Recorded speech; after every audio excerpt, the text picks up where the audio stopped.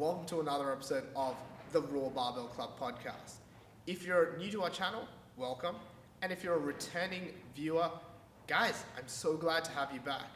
If you have any comments or questions about this episode, please leave them below and make sure you click that subscribe button just down here and click that notification tab so you get updates on when our next episode is out.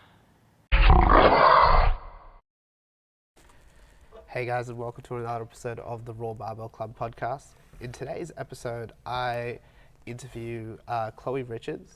Chloe Richards is a mum. She's the co-owner of CrossFit HF as well as the Mummy Growth Project. In this episode, we actually talk about, we really dive in deep on some really important and quite confronting topics. The main one being Post Natal Depression and anxiety and things like that. And so I just wanted to, first off, before we start, just talk to Chloe a little bit about how you can seek help, because that's really important. So Chloe, you just mentioned something about it being on the mental health scheme. Yeah, so we are super lucky in Australia that it actually doesn't cost you to seek help if you go to your GP. They will run through a little test with you, and you'll have a chat and let them know your story and your feelings and thoughts and whatnot. But they run through a little bit of a test with you, and then they'll determine what to do next. And generally, they will refer you on to a psychologist, and you'll start your journey working with your psychologist. And getting help that way, but it actually doesn't cost us a thing. So don't be afraid, of the costs that are involved in getting help, because, like I said, you can get help without having to pay for it. They may say it's like going to cost you $80, $100, or something like that when you first get there, but it's rebated. Yeah. So it's covered by Medicare. Awesome. So guys, I just want to, again, tell you guys, if you do need help, please go to a professional, go to your GP, talk to them. And guys, I hope you really do enjoy this episode, and I'll see you at the end. Bye. Was that okay? Yeah. Never had someone behind the scenes before. It's very cool. It's a bit daunting though. Is it? This handsome man behind the camera. Hey guys, and welcome to the RAW Barbell Club podcast. I'm your host, coach, and all-around good guy, Andy. Today I'm here with Chloe Richards. She is one of the co-owners of CrossFit HF, as well as the owner of the Mummy Growth Project. Did I get that right? Yes. Oh, awesome. Correct. First time. You don't have to do it second take. How are you doing today? I'm good. How are you? I'm pretty good. Was it hard to find this place? Yes. Well, it was hard for Shane to find this place. I sat in the passenger seat on my phone. I really like the idea of having a place that's a bit hard to find. Like, the people that really want to get here can get here. But if not, good luck. Yeah, you got to really want to be here. Yeah. And not be afraid to be 10 minutes late. That's it too, yeah. Well, you guys weren't 10 minutes late. I think you guys were a bit early, weren't you? It's because Shane was with us. Is Shane really good with time? He's awesome with time. Are you He's the bad only with reason why I'm on time. Are you bad with time? Yeah. Is that something you've always been bad with? No. I'm bad with time since having Quinn. Oh, really? Yeah. And she's my excuse. You run a mummy time now? Yeah, 100%. There is no schedule. And when you're running out the door and she does a shit, then that's just got to be dealt with. Change of plans. Yeah, it's a text. I'm coming. I'm on my way. How old is Quinn? Quinn is she'll be 3 in October. So she's almost 3. So obviously the start of this Mummy Growth Project would have started with Quinn. Yes. I'm guessing. Yes. Can you tell me a little bit about her first and then about Mummy Growth Project? Yes, I can. So Quinn obviously came into our lives almost 3 years ago. It was like any new parents, it was a really tough time for us adjusting. Put this forward a bit. I suffered with quite a lot of, I suffered with postnatal depression straight off the bat from the word go with Quinn, from the birthing of her, and nothing sort of just went to plan, and it doesn't. But I wasn't accepting of that, so that was why I think it was tougher for me, because my expectations weren't met. I'm a control freak, and you quickly learn when you become a mum that there's no such thing as controlling anything.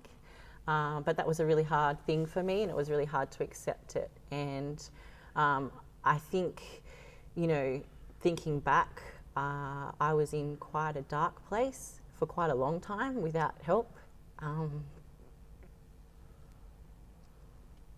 And sorry. You're all right. Take your time. And I think, 3 years on, it's 3 years on, I'm ready to talk about it. And I started the Mummy Growth Project because of the journey that I had. And basically, I'm here with the Mummy Growth Project to help other women and to help new parents and to inspire people to talk about it early on. Don't let it get so bad. To get help, is when you see the warning signs, and if you're not sure what they are, ask for help then. Because there's so much help out there, but there's so much stigma behind postnatal depression. And so many women are afraid to talk because they're afraid of offending other mums. They're afraid of, I guess, looking weak and looking ungrateful. But it's not about that. And I think, people need to know that it's not okay to not feel okay. And it's not normal. It's not normal to feel depressed. It's not normal to think bad thoughts. And, it's not just baby blues and day 3 baby blues and all the things that they tell you about. When you know, if it's more than that. And like I said, if you don't know or you think you don't know, then that's when you need to ask for help. And I guess going back to the Mummy Growth Project, it's about telling people my story, and just being real and raw and just authentic with sharing what I've gone through. That and maybe by sharing what I've gone through, I can help just one other mum that might be thinking the same things and thinking that I don't have it as bad as her, or I'm not, my thoughts and my feelings aren't a big deal, and and just women in general and depression in general, and I'm just here to talk, to speak, to be loud about it, because too many mums aren't. And I hope I didn't ramble too much just then. No, you're doing really good. You're doing really, really good. This is my first one, guys. The first of many, hopefully. Hopefully. So you started the Mummy Growth Project like a few months ago, or a year ago, 2 years ago?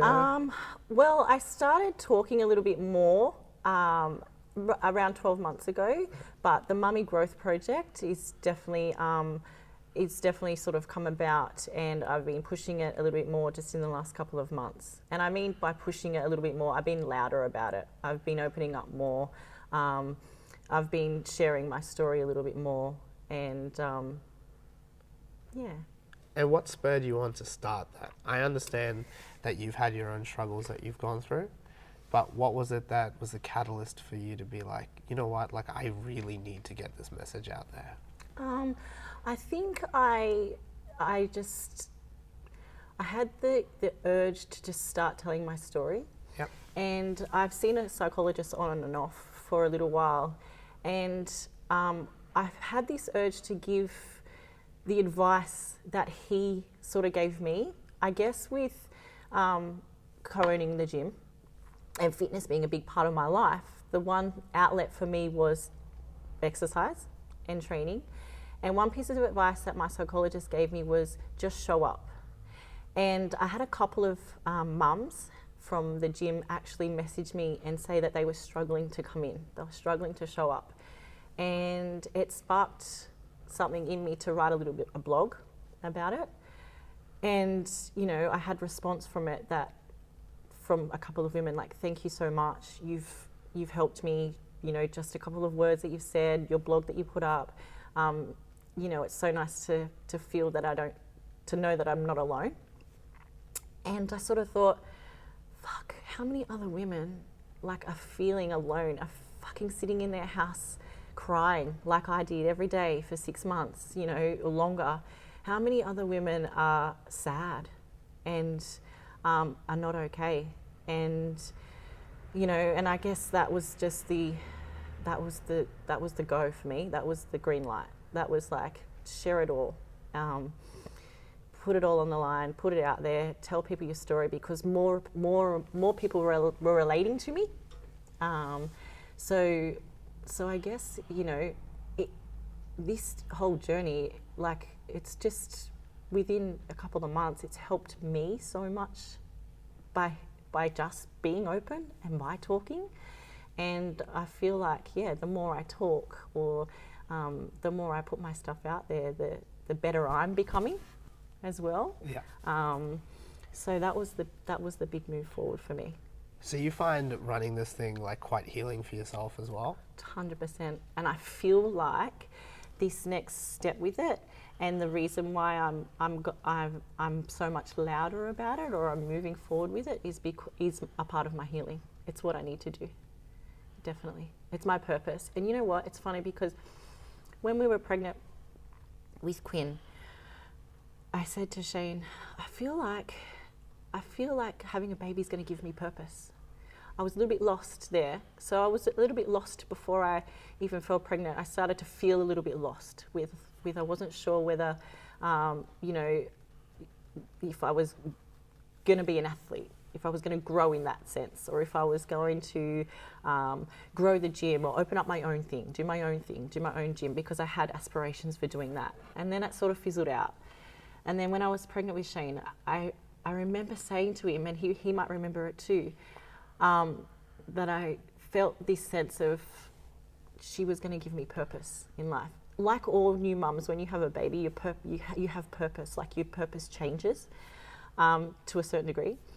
But yeah, I was so certain that she was going to give me purpose. And then when I had her and I went through all the struggles with her, you know, I couldn't see the light for a very long time, and I couldn't see purpose in it, and it was just terrible. It was not my idea of purpose, and it was not my idea of, you know, being a mum at all. And just the other week I had this realization, like, oh my God, this is the purpose. My purpose is because of her, and she has given me purpose. And you know, like, it's happened for a reason, so to speak. So it did come through. It did follow through. It took 3 years, but that purpose that I felt in my heart when I was pregnant with her, and it was for different reasons. Like, it's a totally different, you know, purpose to what I imagined it to be. It's finally shown through. It's presented itself, and, you know, 100% know in my heart that she's my purpose. Totally. Can you speak a little bit about what you thought it was going to be like? So I thought I was going to have a natural birth because I was so fit and healthy. I thought I was going to breastfeed my baby for 15 months minimum. And I imagined that she would fit into my life. I would take her to the gym with me every morning. I would be straight back at training, 4 weeks postpartum. And she would sleep in her capsule while I trained. And she would wake up when I finished, and I would do my motherly duties. And then I would go back to work. I even told my clients, I'll be back in 4 weeks. I'll be back in 4 weeks, training you twice a week. Like, a lot of my clients that I've got, I see twice a week. And my one-on-ones. And I'll be back coaching. I'll be back coaching 6 a.m. I'll be back coaching all my classes. Don't stress, like, you know. And I remember the coach Tegan, that we got to take over my shifts at the time, I remember saying to her, it's just temporary, but are you keen to take some more shifts for us? And she's like, yeah, I'd love the opportunity. And it was, it might only be for 4 weeks, but I can guarantee you extra work for 4 weeks. So I just had this idea, this expectation that I was going to be back 4 weeks after I had Quinn. She was going to fit into our lives. It was all going to be, sunshine and roses, and that's the way it was going to be. And I think having all those expectations, obviously having any expectations with that sort of thing, you learn pretty quickly that that's not how it works, and it's not how it worked for me and for Shane. So you would obviously speak to a lot of parents. Do they all have these kind of same expectations prior to having kids? You know what? Or at least having their first kid? To a certain degree, yeah. Even though it's not what you see when you look at other families, it's not what I saw when I looked at my sisters and their kids, you don't think it's going to be that way for you. And for me, I thought I had the perfect life. I had the perfect relationship with Shane. Nothing was going to break us. And I was going to be, I was invincible. And I don't think you can be warned. I don't think anyone can tell you how parenting is until you do it, until you're in it. And even if people do give you advice, and you get a lot of advice, I got heaps of advice. I'm with mums every day. I got heaps of advice of, things to do, things not to do, things to expect, things not, and you're listening at the time. But it goes in one ear and out the other. And you just can't anticipate anything. You can't prepare for anything, especially on your first baby. Like you might have an idea of where you're going to give birth. You might have an idea of when you get, obviously your due date, things like that. You might have an idea of what hospital you're going to go to. You might have an idea of which doctor you're going to get. You might have been to mum's the prenatal classes and learned how to change nappies and different things like that. But you cannot. You can't prepare yourself for it at all. Obviously, you've had Shane and I'm sure a few other people that have been very supportive of you guys. What does a support structure around a young mum or a new mum mean to you? I think... Unless you didn't have that and you felt isolated. You know what, I was just going to say, I did have it. I was offered help. I only had my sister. Shane's family isn't around a lot and isn't close anyway. So I had my sister. I had one of my sisters who I'm forever grateful for. But she's got her own kids too. And we're surrounded by, 150 to 200 people at any one time. And a lot of those people offer you help and offer you, guidance and support. And the offer was always there. But when you are ashamed, when you are depressed, and when you're struggling, you can't see it. I can see it now, but you can't see it. And it's really hard to ask for help when you're in that state as well, because you compare yourself to other mums and other mums that are doing it. Why wasn't I? Why I couldn't let people know that I was struggling as much as I was, because that wasn't the thing to do. I was strong, I was fit, I was healthy, I was You're the leader. I was the leader. How could I ask for help? Or how could I really admit to how much help I needed? So I think going back to how important is it to have the support, it's so fucking important. But it's more important that you're not afraid to ask for it. And it's more important that you know, regardless of how you feel, that it is there. And you need it, and every one of us fucking need it. Like, we all need it. We just have to not be afraid to ask for it. And that was my biggest undoing. You know, I was in a gym full of people and I felt so alone, so alone. So yeah, it was there. It was there, 100% it was there. I'm so grateful for all of the wonderful women and men, the whole gym, the community itself. It's what kept me, it is literally what kept me going, because I had to. It was my livelihood. It was our business. But it's literally the one thing that kept me going. That, and obviously my psychologist, that, you know, pushed me to show up. Even if you sit in the corner and you watch your members train, just show up. Because if you're there, you're not at home alone with Quinn. And you potentially end up moving your body anyway. And because I was so afraid of looking weak, or not looking the part, not getting involved, I'd always end up training anyway. So yeah, that was the best thing I did, was just keep involved, find a tribe. And that's why, you know, that's why I guess another reason I'm doing the Mummy Growth Project too, is because they say it takes a village to raise a child. And I, you know, because of the P&D, I had no village. But I had no village because I was afraid to speak up. And the Mummy Growth Project is here to create a village for other women that need it. We need a village.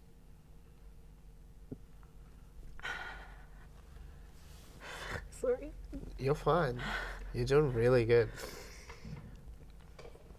Amazing. I bought a baby wipe in. I had baby wipes in the car. I do have a bunch of tissues as well. If you need them. As I went to get out of the car, I thought, should I take the packet or should I just take one? And I just brought one. There's tissues there if you need them. And if at any time you want to, you know, pause and, you know, we can start again, that's fine too, okay? Yeah, thank you. I'm good. Oh, all right. You're talking about tribes and how helpful they are. What are some of the ways that you were able to ask for help when you finally were ready to do it?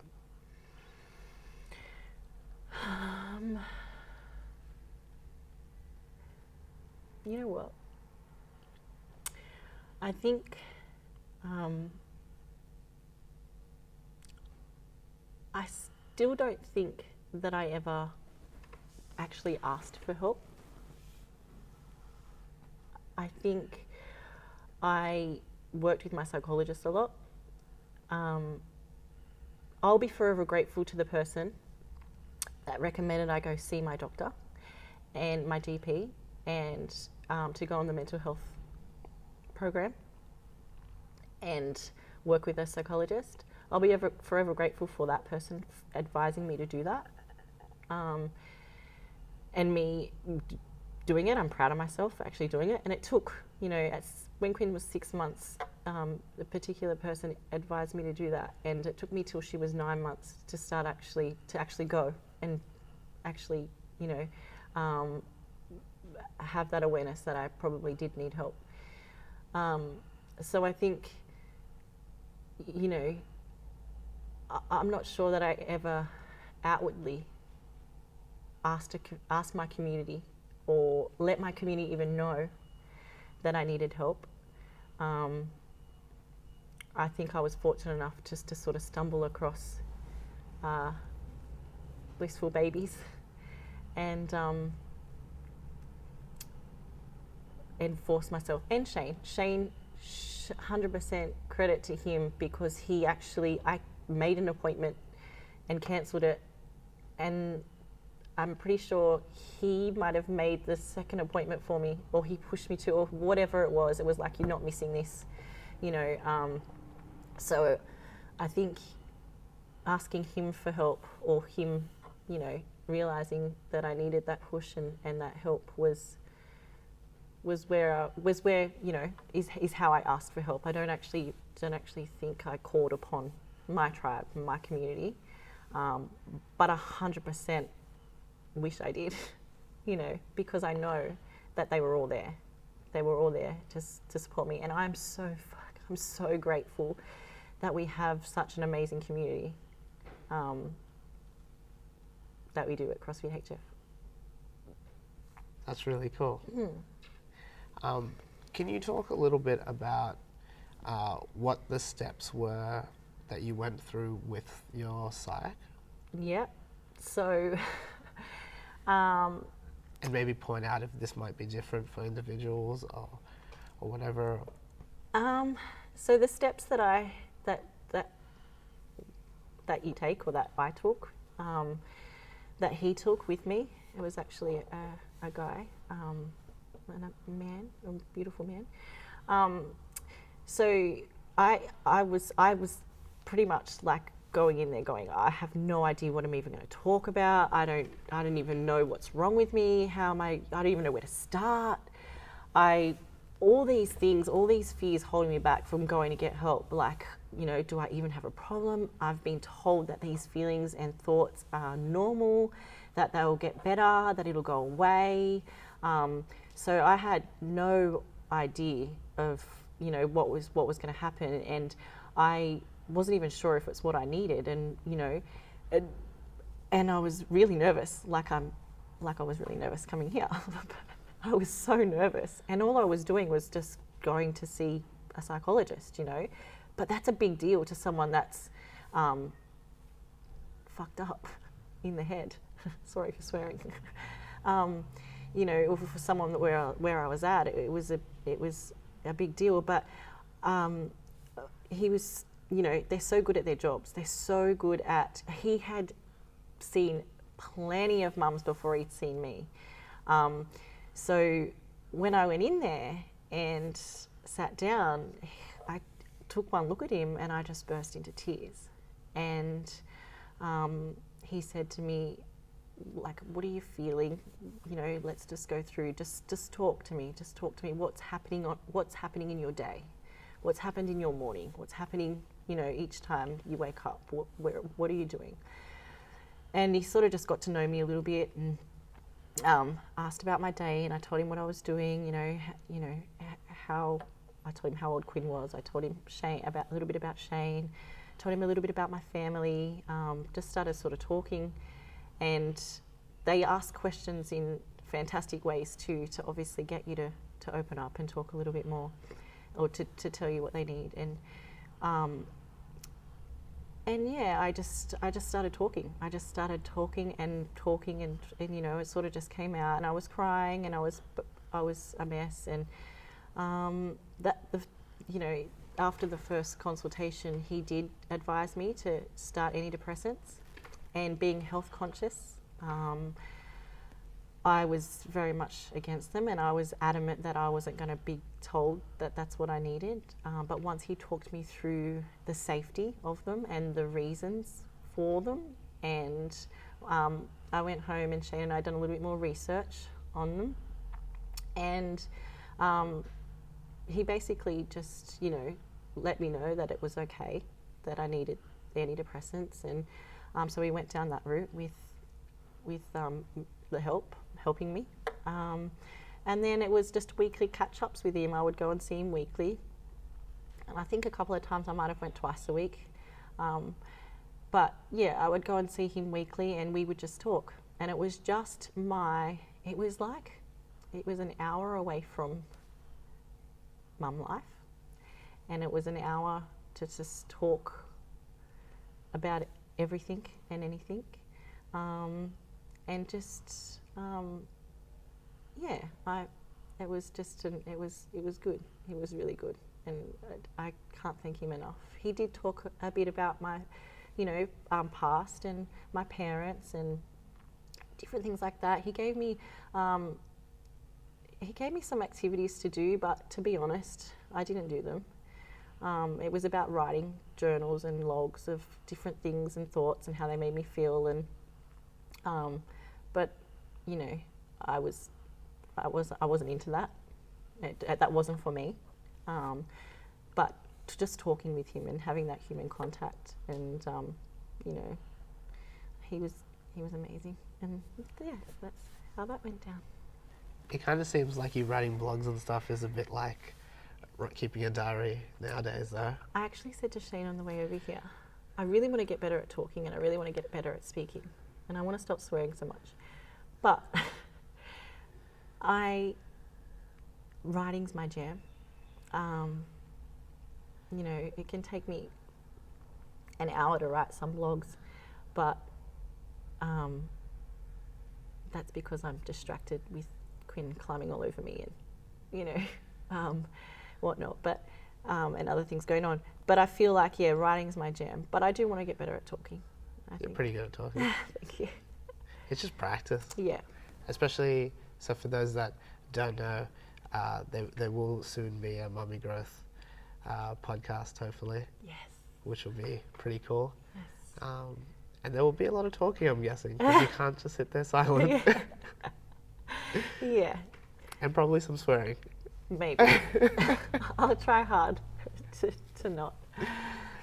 If we go back to the type of stuff that you did with your psychologist, when you were talking to him, when you were just, I guess, exploring your mind with him, was it the impartiality that was beneficial, that he was like an outsider looking at your life, or was it just that you had a place that you felt safe to just spill your thoughts? It was definitely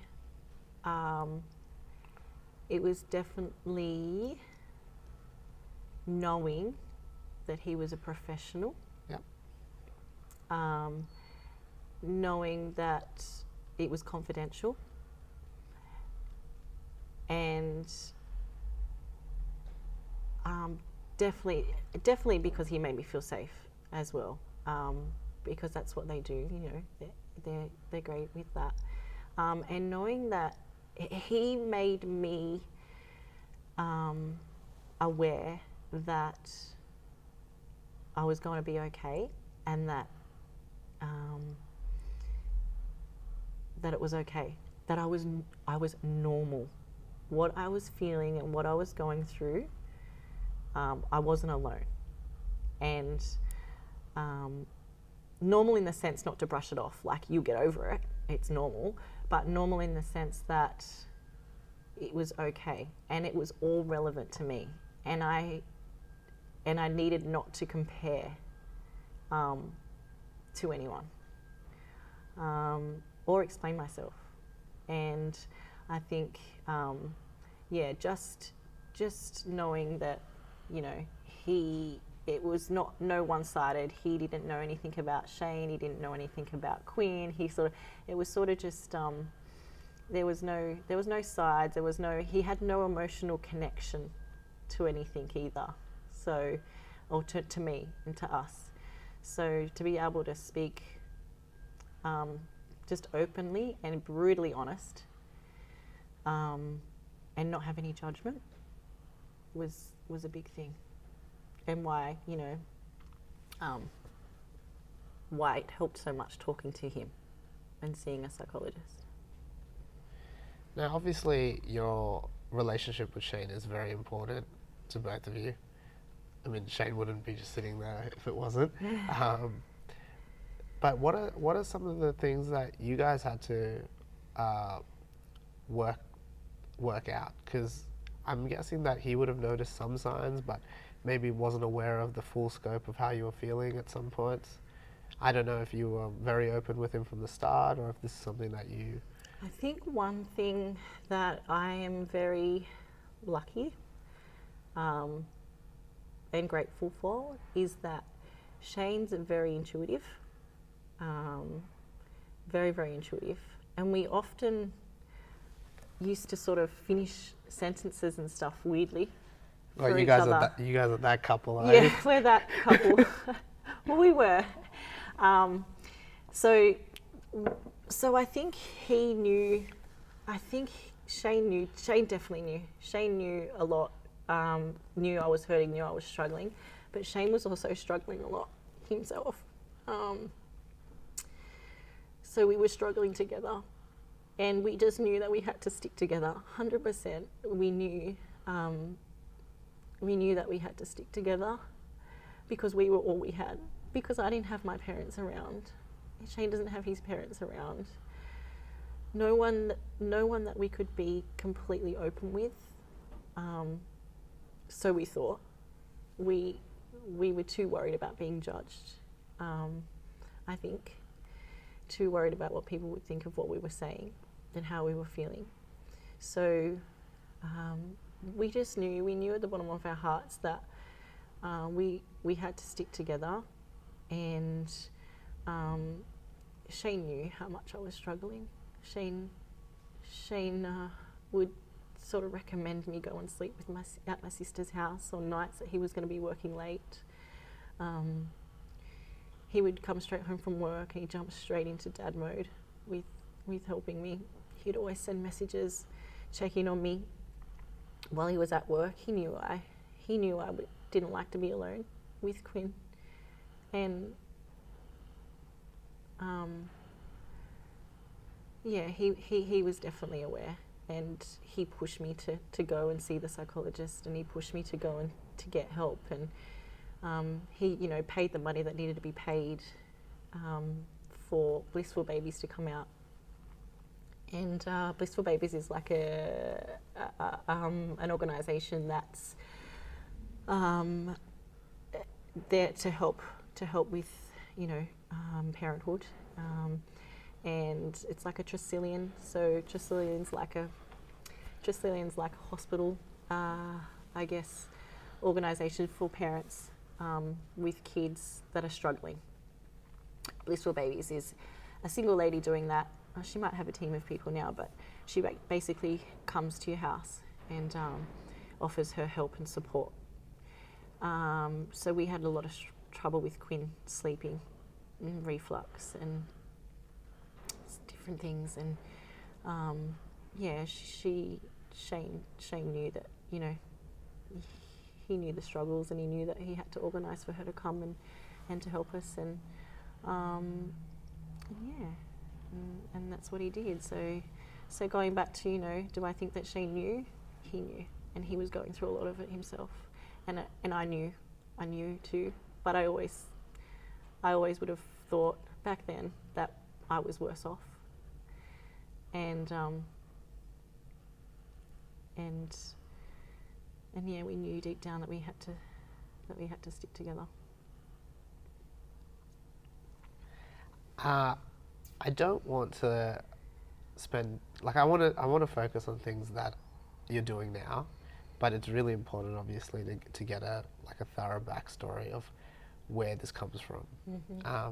Can you talk a little bit about some of your darkest moments, if you don't mind? If you do mind, that's fine too. We can just skip ahead.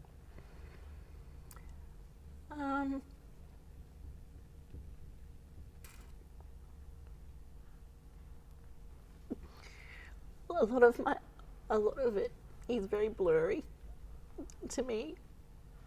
I couldn't tell you much about the first 9 months of Quinn's life because I think I've blocked a lot of it out.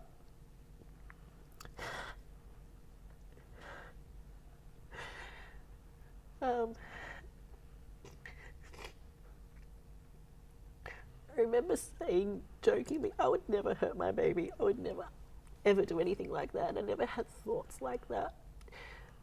But I remember saying at one stage to my sister, if I could just leave her here with you for a while, I would.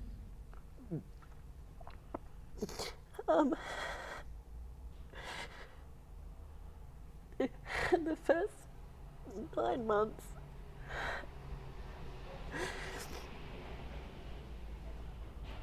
I just wanted it to go away. I just wanted it to. I just wanted it to grow up and to give me more feedback and things like that. Like I just remember I was forever just wishing for things to get better. I was forever wishing and hoping that things were going to get better. And I knew, well, I had the idea in my head that they would as she got older, because people had told me that. So I was holding on to that hope a lot. The first 2 nights in hospital after I had her, horrible.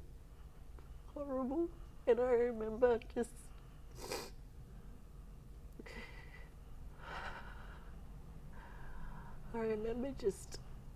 finding it so hard to connect with her.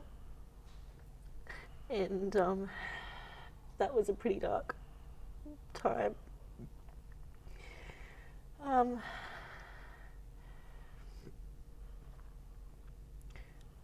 I remember crying a lot to Shane when he was going back to work for the afternoon and begging him to get covers for his classes, because I didn't want to be at home alone. So that was pretty shitty.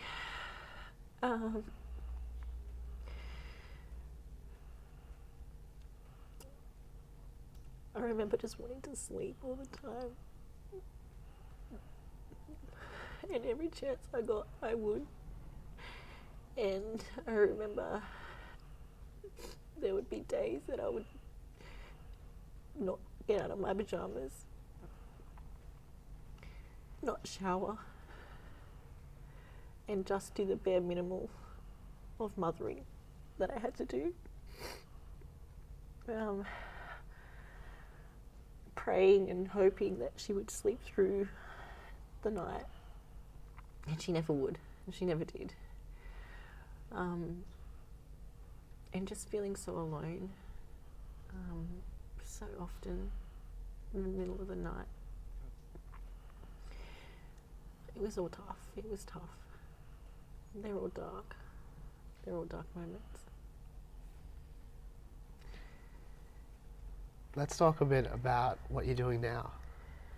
We've gone through some of, obviously, what you struggled with, the people and things that really helped you out. Let's fast forward back to that first blog. Do you remember what it was about?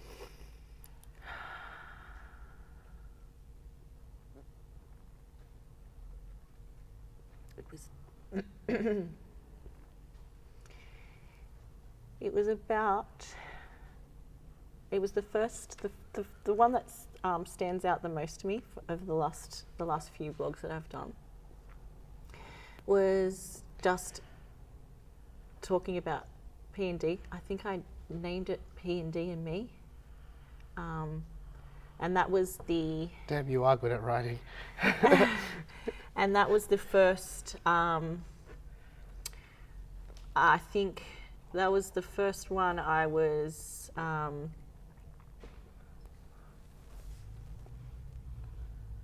courageous enough to just hit post and put out there. And that was about postnatal depression and myself. So a lot of what we've talked about without a lot of the detail.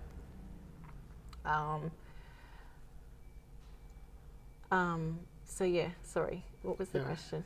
What was the first blog? Yeah. What did you write about? Yeah, so it was pretty much a lot of what we've talked about, but in a little bit less detail. But that was the catalyst, and that was the start of just being okay with being a little bit louder about it. And you said that a big part of you wanting to do this was the feedback from those first few blogs. Like, what were people asking you questions about? What were people talking to you about from that? Like, what was the conversation? It was more so not questions, but people relating and telling me and inboxing me saying, I relate to your last post. I related to that so much. Thank you so much for sharing. It's so nice to know that I'm not alone. It's so nice to know that there's other women that feel the same as I am feeling or have felt. Another message said, my son's 6 years old, but reading your post, looking back, I had postnatal depression, but I was too afraid to say anything because I thought it was just normal. And it was more feedback that I was relating to people and to mothers, and that they felt like they weren't alone, and that's what drove me to keep going with posting and being real. And I made a promise on one of my stories that I was just going to share it, warts and all. That it's not all glorious, it's not all sunshine and roses, and that's okay. But also, for me as well,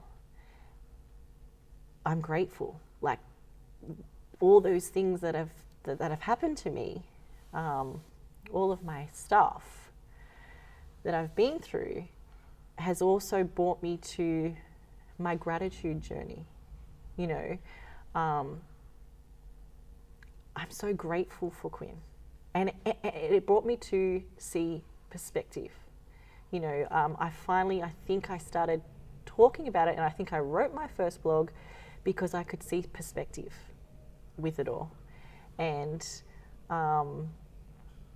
actually could see gratitude. Instead of the mindset and mentality that why me, poor me, it's not about having that mindset at all. It's not about not loving motherhood at all, or being ungrateful, because that's just my story, and that's just my experience, and that was just my journey. And if I can resonate and relate and help other women that feel similar or have similar stories to me, then that's my job done. But the Mummy Growth Project is actually helping my growth. Do you know what I mean? But I'm just, my awareness is huge, and my awareness in the matter of 3 weeks, is crazy. It's amazing. It's I'm so much more aware, and I'm so grateful. And you know what? There's a saying that goes, you can change your life in any one moment, any one single moment. You can actually change the way you look at the world, and you can actually change the way you live. And it's like I had this, fuck, I believe that. I actually believe that now, and that's where I'm at. It's cool. Yeah.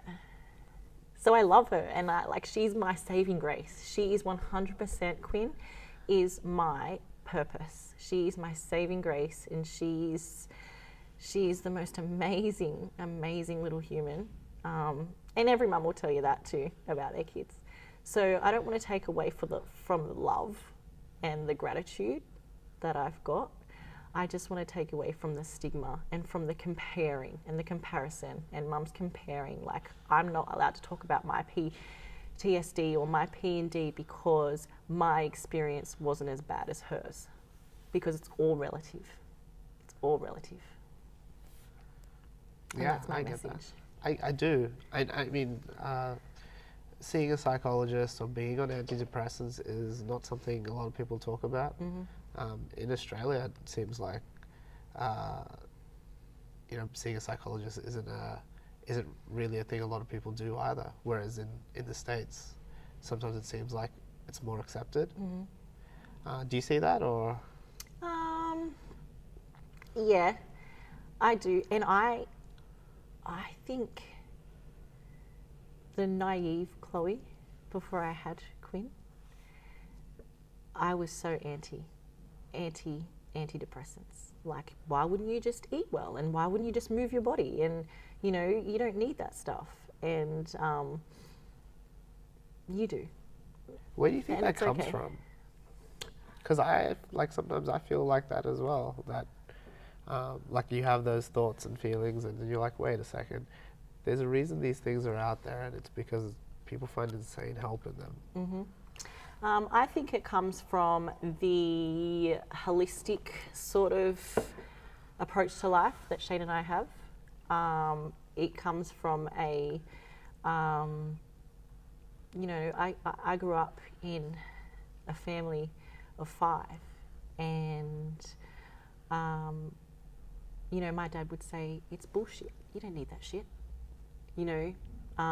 So I had that sort of mentality, and coming from a health and fitness background, you know, movement is medicine, and you can just meditate and you can move your body and it gives you the same release, and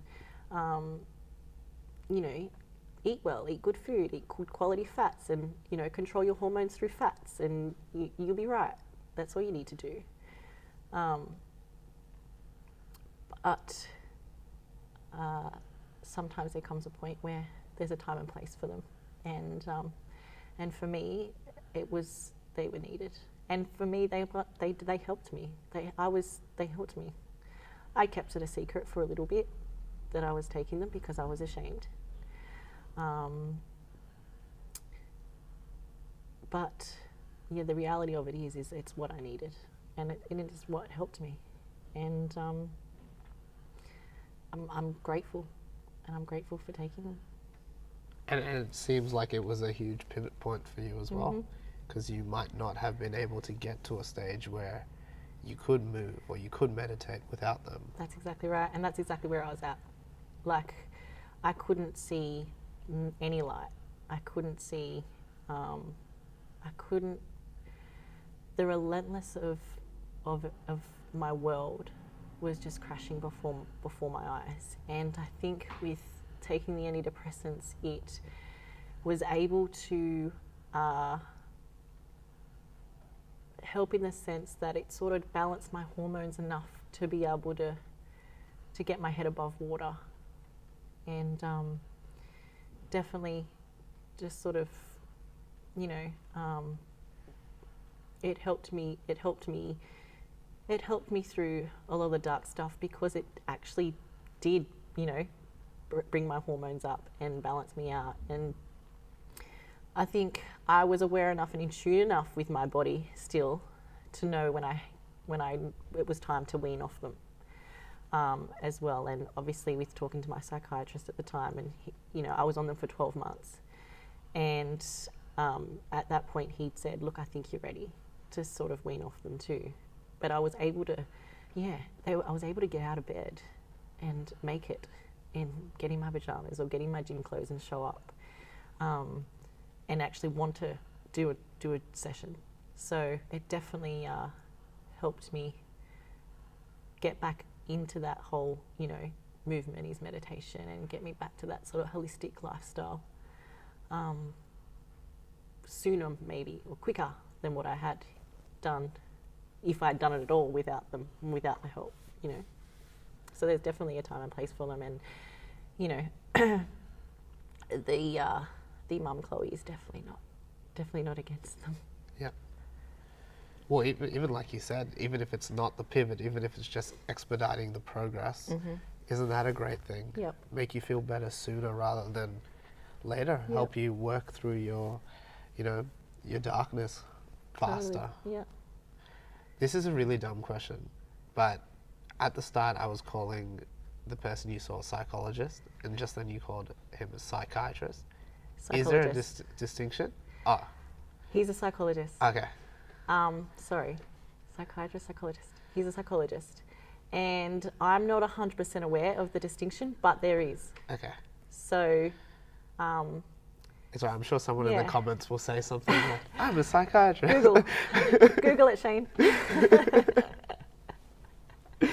I had a quick scroll through your Instagram, and you've got, first off, both of your Instagrams are, you know, very methodical in columns. Can you tell we're married? No, not at all. Can you tell we work together? You've got, you know, your workouts, your inspirational quotes and sayings and pictures, and then you've got your food. Yep. Is that kind of how you see like a balance between your life, or is that just how you like to set out your Instagram? No, I think definitely we've set it out that way. I've set it out that way because I definitely, like, I mean, my purpose has always been to help people. And I've done that through personal training. I've done that through the gym, and I've done it through nutrition. I've always done that, and that's always going to be a part of me. So I wanted to continue on with that as well. Like, it's not, I think it's a very important to have a balance with movement and nutrition. And they're two of the main things that have definitely helped me go through depression and, come out this side of it. So my idea is to share that with my audience and my followers, because I think it's very important to my message of helping people with postnatal depression, anxiety, because one of my biggest things, and one of the biggest quotes that I use a lot is, food is medicine, and I believe that. And going back to my psychologist telling me just to show up, because moving my body was always going to make me feel better, and it gave me that little bit of Chloe before Quinn, feeling or especially potentially for someone whose entire identity was wrapped up in fitness. That's right. And their job as well, which That's is right. a leader of a gym. Yeah. So that's where my idea of, the nutrition side of stuff and the fitness side of stuff comes into play. So, and a lot of my workouts and my fitness workouts, or all of them actually, are designed for mums and dads and students. They're called Mum 20, but basically 20-minute workouts for mums that are at home, that can't leave their house, that don't have any gym equipment, to be able to move their body, in some way for 20 minutes a day, every second day, whatever they need, whatever they can muster. So it's been a big part of my journey and my healing. So I wanted to share that. That's what I want to share on my page as well with, my story. Do you have a bunch of people doing those workouts now? I get messages all the time. People that are going on holidays, people that are staying in hotels for work, people that go do them in their work office, like the little core ones and ab workouts that I've got up there. People will message me and say, I did this workout, or they'll go and just like it or put a tick on it. Messages of people screenshotting them. So, I'm going away. We've got a friend who's just messaged me. She's climbing Mount Everest in a couple of weeks, and she's like, I'm going to take screenshots of so many of your workouts so I can do them while I'm away. So it's really cool. I do have, there's quite a few, and I'm sure there's plenty that don't let me know either, which is fine, that are doing them as well. So we had one of our coaches just go down to Melbourne a couple of weeks ago, and he, went back and commented photos of himself because he was in the hotel room doing the workouts, and he was away for 3 days, so he picked 3 different ones and had no equipment, and started his day with a Mum 20 every day, and it's really cool. It is cool. So you've got a little community growing as well. Yeah. And I guess that speaks to the tribe that you want to create. Yeah, for sure, definitely. Have there been anything that we've sort of glossed past that you wanted to talk about?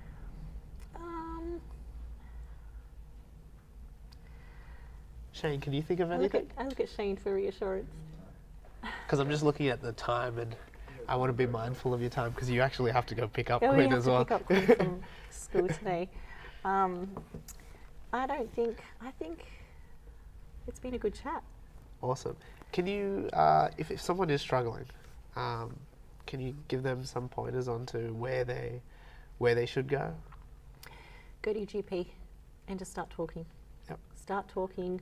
Let them know that you think you may have signs and symptoms, and just let them. If you're undecided, let them decide, because they're professionals, and they will help you. So always go to your GP. Go to your GP and just start talking. And then, so for those that I guess international, that's just like your general practitioner doctor. Yeah. So whoever your local doctor is. Yeah. Go and talk to someone. Yeah. Find a group. Message me message me and say, look, this is what I'm feeling, this is what I mean, I can't diagnose you and I would never diagnose you, but I might say, hey, look, you know, similar things to what I was thinking, similar things to what I was going through, maybe you do, maybe it's time to go back and see your GP. And you know what? It doesn't have to be 6 weeks after, 6 months after. It can be 3 years after, and you still, you know, having thoughts and feelings, and it could be 5 years. It might not be classed as postnatal depression by that stage, but it's some form of depression, and there's so much help out there. So, and just, I guess, basically, if you are ever struggling, it's worthwhile just reaching out, right? 100%. It's the best thing I ever did. It's the best thing I ever did. And where can people find you? They can find me on the Mummy Growth Project on Instagram. Chloe Richards on Facebook. If they can't find me, they can contact me through CrossFit HF Facebook page, Instagram page. Yeah, that's where. I actually just got TikTok and what's the other one? LinkedIn. I've been listening to Gary Vee, and just plug Gary Vee in my podcast. And because I'm professional like that. Anyway, he talks about TikTok and LinkedIn, so I'm like, I'm going to have a play around, just have a feel around with it. But anyway, Instagram TikTok and is what all the young kids are on right now. Yeah, that's what I'm seeing. Yeah, I've got no idea how it works. I don't have like anything on there, but it's weird. It is. It's like it replaced Vine. Okay. I never knew what Vine was. So Vine was like a derivative of Twitter that you made 7-second videos, and people got really famous doing that. Wow. TikTok used to be called Musical.ly. And it's, look at you go. Yeah. Well, this is my game. This is my jam. Yeah. And it's fun. It's not my thing. Yeah. It has a lot to do with music. Okay. And, that's why all the young kids It's all are into videos, it. right? Yeah, it's all videos. Yeah. So it's just making cool videos with music, short clips. Awesome. It's fun, but it's not my jam. Okay. I don't see a place for RAW Barbell on at the moment. Fair enough. Fair enough. Guys, you can find RAW Barbell Club at RAW Barbell Club on all of our social medias. So that's Instagram, Facebook, YouTube. Make sure you follow us on Instagram. You can see how the team is training. You can see cool things like who I'm having on the podcast next and all of that. Make sure you follow us on YouTube and subscribe. Hit that notification bell. That way you'll see awesome interviews like this, as well as weekly training videos of the team, how they're doing. And lastly, guys, just go follow us on Facebook, because that's just nice. And if you love this episode just like I did, share it with your friends. This is an important message, I think. And I'm not qualified to have these conversations, but you are definitely more than qualified to seek out help. So that's really important. And lastly, if you want to help the podcast, you now can. Making this podcast is a lot of fun, and I get to do really cool things, and you can now help. All we're asking for is a donation, the price of a coffee. If every single person that listened to this episode donated, we'd have enough money to keep this going for another few months and do a lot of other cool things that we're planning. So the link for that is just www.rawbarbellclub.com/donate, or you can find that link in the description. Thanks so much for being here. Thank you so much. And guys, thank you so much for listening. I'll see you next time.